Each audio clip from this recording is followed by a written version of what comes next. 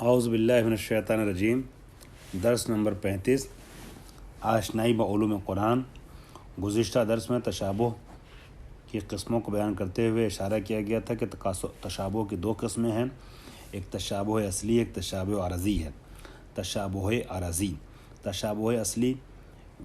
کیا ہے؟ تشابہ اصلی وہ ہے کہ جو طبیعی طور پر، نیچرل طور پر ایک تشابہ ہے جو پایا جاتا ہے ہر زبان میں، یعنی الفاظ جب کوتاہ ہوتے ہیں، ناکافی ہوتے ہیں اور معنی بڑا وسیع ہوتا ہے، تو ایسی صورت میں ایک طرف سے دیکھا جائے تو الفاظ اور کلمات جو وضع کیے گئے ہیں لغت میں، مثلا لغت عرب میں، وہ معنی پہنچانے کے لیے جو معانی بیان کرنا ہے وہ کوتاہ ہیں، عاجز ہیں، ناتوان ہیں، اور چھوٹے چھوٹے اور کوتاہ الفاظ کو ہی، چھوٹے چھوٹے معانی کو ہی بیان کرنے کے لیے الفاظ پہ وضع کیے گئے ہیں، یعنی وہ معانی جو بڑے عمیق معانی ہیں ان کے لیے یہ الفاظ نہیں ہیں، سطحی معانی، سطحی مفاہیم کو پیش کرنے کے لیے الفاظ وضع کیے گئے ہیں۔ ٹھیک ہے، اب اگر گستردہ اور وسیع اور عمیق اور گہرے معانی کو پیش کرنا ہو تو یہ الفاظ صلاحیت نہیں رکھتے ہیں کہ ان الفاظ کے اندر وہ معانی گنجائش پا سکیں، سمٹ سکیں۔ ٹھیک ہے، ایک طرف تو یہ کہ الفاظ جو وضع کیے گئے ہیں عرب میں، ایسا اکثر زبانوں میں ہوتا ہے، ہم عربی کی بات کریں جو قرآن عربی میں نازل ہوا ہے، الفاظ جو ہیں وہ بہت سطحی مفاہیم کو پیش کرنے کے لیے وضع کیے گئے، اور عمیق جو مفاہیم ہیں، گہرے معارف جو ہیں، ان کی ادائیگی کے لیے الفاظ عاجز ہیں۔ دوسری ہم دیکھتے ہیں کہ قرآن جو ہے وہ اس بات کا ملتزم ہے کہ بات جو پہنچانا ہے وہ انہی الفاظ کے ذریعے پہنچایا جائے جو عرب میں رائج ہیں، جو قرآن عربی میں نازل ہوا ہے، اور عرب کے الفاظ سے، عربی کے الفاظ سے استفادہ کیا جائے اور کلام ان تک پہنچایا جائے، چونکہ قرآن میں ارشاد ہوتا ہے اِنَّا جَعَلْنَاهُ قُرْآنًا عَرَبِيًّا لَعَلَّكُمْ تَعْقِلُونَ، ہم نے قرآن کو عربی میں نازل کیا تاکہ آپ سمجھ سکیں، تو اب ان کو سمجھانا ہے عرب کو، لہٰذا انہی الفاظ کا استعمال کرنا ہے کہ جو عرب میں رائج ہیں، معانی بہت عظیم ہیں،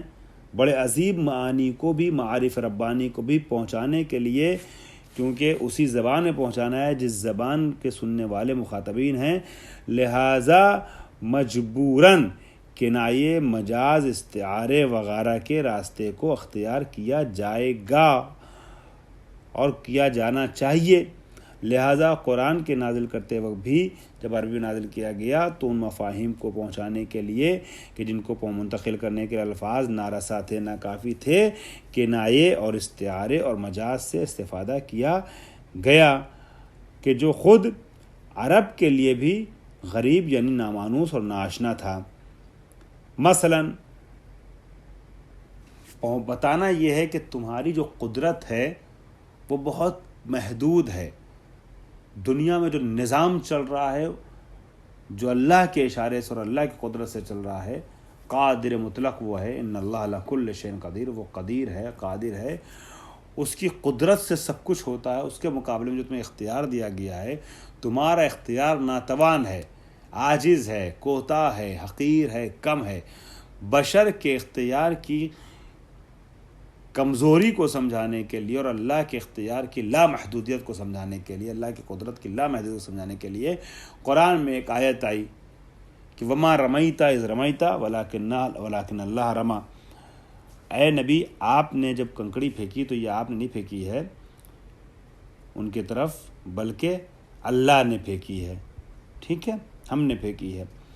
اب یہ آیت جو ہے وہ انسان کی ناچیز اور حقیر معمولی قدرت کو ظاہر کرنے کے لیے کہ جو اپنے افعال کو انجام دینے میں جو اختیار ہے اس کو، یہ اختیار جس قدرت کے ذریعے سے اس افعال کو انجام دے رہا ہے، جس اختیار کے ذریعے، جس قدرت کے ذریعے سے اپنے افعال کو انجام دے رہا ہے، یہ بہت حقیر، بہت ناچیز ہے۔ قدرت انسان دیگر عوامل جو دنیا میں مؤثر ہیں اور جو اللہ کے حکم سے اور اذن ربانی سے عوامل جو ہے وہ انجام پاتے ہیں، ٹھیک ہے، مثلا تم نے پتھر پھینکا ہی ہے، تو پتھر تم پھینک رہے ہو، مگر پتھر کو اس سمت سے اس سمت لے کون جا رہا ہے؟ ہوا لے جا رہی ہے۔ تم نے جو ہے وہ آسمان کی طرف پتھر پھینکا تو بس وہیں تک جا سکا پتھر کہ جہاں سے پتھر کی زمین یعنی ہوا کی یا تمہارے زور کی کوشش لگی۔ پھر ہم نے جو نظام بنایا ہے کہ زمین میں قدرت جاذبہ پایا جاتا ہے، اس جاذبے نے، اس کشش نے، اس میگنیٹک پاور نے اس پتھر کو واپس اپنی طرف کھینچ لیا۔ تو تم جو پھینک رہے ہو اس طرف سے کفار کی طرف، یا نبی آپ جو پھینک رہے ہیں، یہ پھینکنے میں جو جا بھی رہا ہے پتھر وہ ہماری ایجاد کردہ ہوا کے سہارے سے جا رہا ہے، ٹھیک ہے؟ تو بتانا یہ مقصود ہے کہ انسان کی قدرت اللہ کی قدرت کے سامنے اور اللہ نے جو عوامل دنیا میں مرتب پیش کیے ہوئے ہیں اس کے مقابلے ناچیز ہے، یہ سمجھانا مقصود تھا، انسان کی قدرت کی محدودیت اور خدا کی قدرت کی لامحدودیت۔ لیکن اس آیت سے لوگوں نے غلط استفادہ کیا اور اس آیت سے لوگوں نے جبر کے معنی کو درک کر لیا۔ یہ آیت اللہ نے کس مقصد سے بیان کی، لیکن اس مطلب کو درک کرنے سے عرب چونکہ عاجز ہوئے، یہ اس زمانے میں لوگوں کے لیے سمجھنا مشکل تھا، لہذا نظریہ جبر کو ان لوگوں نے اخذ کر لیا اس آیت سے۔ تو آیت متشابہ اس رخ سے ہے کہ مطلب جو پہنچانا ہے اس کے لیے جن الفاظ کا استعمال کیا گیا ہے اس میں کنایہ اور استعارے سے کام لیا گیا، لیکن اس کنایہ اور استعارے کو سمجھنے میں عاجز رہے یہ لوگ، لہٰذا اس سے جو انہوں نے دوسرا نظریہ اختیار کر لیا، مطلب نکال لیا جو جبر کا ہے، جو غلط ہے، جو مفہوم قرآن بیان نہیں کرنا چاہتا۔ قرآن مجید میں زیادہ تر آیتیں جو مبدأ یعنی آغاز خلقت انسان، معاد یعنی قیامت،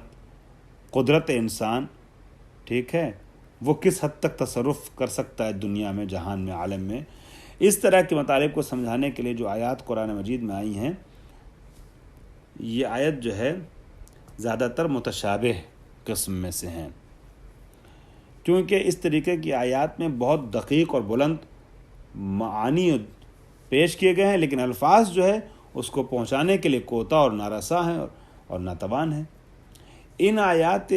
متشابہ آیات کی جو مجموعی طور پہ تعداد ہے وہ محکم کے مقابلے میں، آیات محکم کے مقابلے میں بہت کم ہے، اندک ہے، کم ہے۔ اور ان آیات کے مفہوم کو سمجھنے کے لیے آیات محکم کی طرف، احادیث پیغمبر اکرم صلی اللہ علیہ وسلم کی طرف، صلی اللہ علیہ وآلہ وسلم، اور احادیث معصومین علیہ السلام کی طرف رجوع کرنے کی ضرورت ہے۔ تو یہ آیتیں جو متشابہ ہیں یہ واضح ہو جائیں گی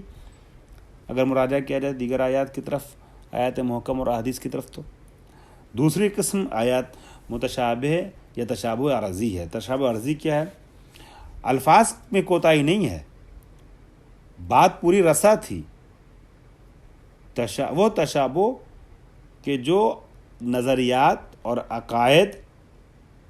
جو مختلف مذہبوں کے تھے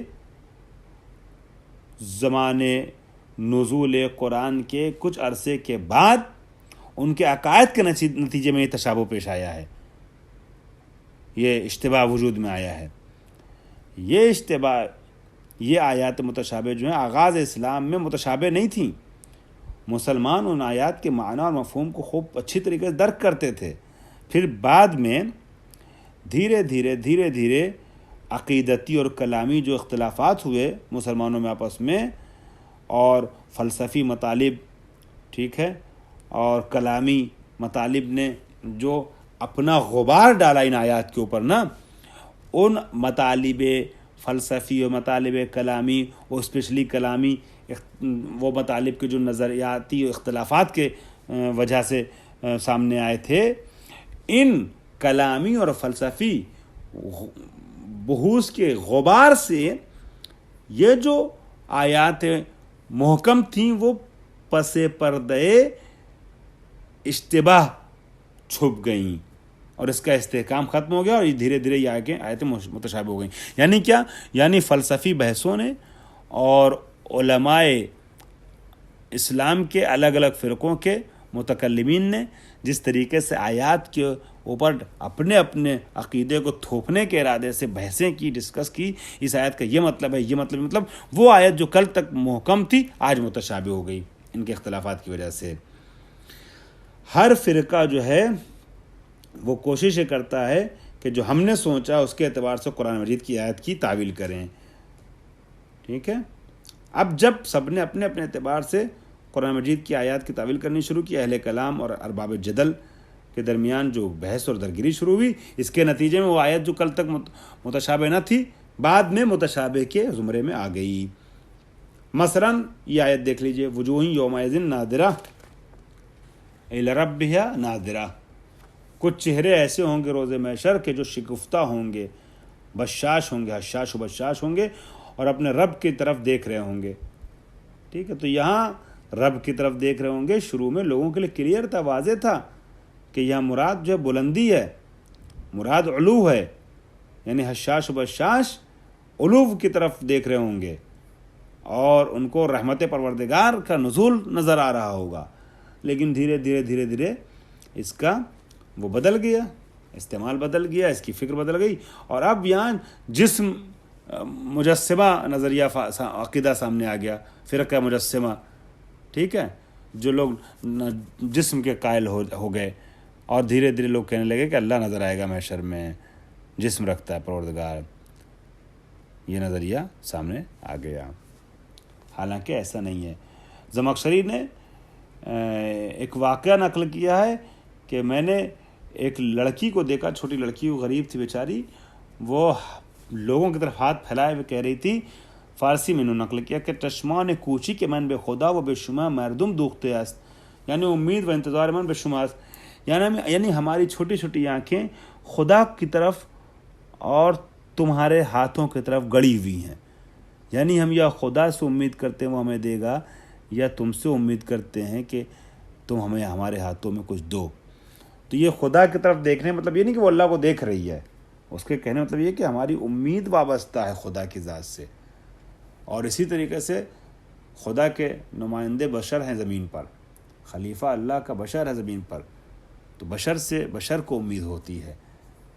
تو یہ اس نے اللہ کو دیکھنے کی بات کی، چشمان کوچی کے من، میری دونوں آنکھیں چھوٹی چھوٹی دیکھ رہی خدا کو۔ تو یہ ایک مفہوم تھا، دیکھنا، علو کی طرف نظر ڈالنا، نہیں کہ خدا کو دیکھنا، اور یہ کہہ رہے ہیں کہ محشر میں انسان جو ہے وہ اللہ کو دیکھے گا، یہ مفہوم اس میں پایا جاتا ہے۔ تو یہ آیت متشابہ نہ تھی مگر بعد متشابہ ہو گئی۔ اب ایک سوال یہ ابھرتا ہے جس کا جواب آج تفصیل سے پیش نہیں کر پاؤں گا، صرف سوال کی طرف صرف وہ کر دوں، اشارہ کر دوں، یہ جواب کی طرف اشارہ اور سوال پیش کر دوں کہ حکمت محکم و متشابہ تو آپ نے پہچان لیا، اب سوال یہ ہے کہ یہ حکمت کیا ہے متشابہ آیات کے قرآن میں رہنے کی، کیوں ہے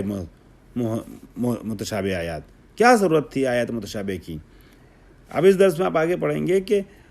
حکمت وجود آیات متشابہ در قرآن، کیا ہے حکمت، قرآن مجید میں کیوں ہیں رکھی گئی متشابہ آیات، اس کی وجہ کیا ہے۔ تو خداوند عالم کا قرآن مجید کو بھیجنے کا جو مقصد تھا وہ یہ تھا کہ لوگ جو ہے وہ معارف سے اور ہدایت سے اس کی آشنا ہو سکیں، قرآن کے میں جو معارف مطالب پیش کیے گئے ہیں اس سے لوگ آشنا ہو سکیں، ٹھیک ہے۔ اب یہ سوال ہے کہ پروردگار عالم نے یہ جو آیتیں رکھی متشابہ آیتیں، اس سے تو معارف قرآنی سے لوگ آشنا نہیں ہوں گے، تشابہ کا شکار ہوں گے، تو اس تشابہ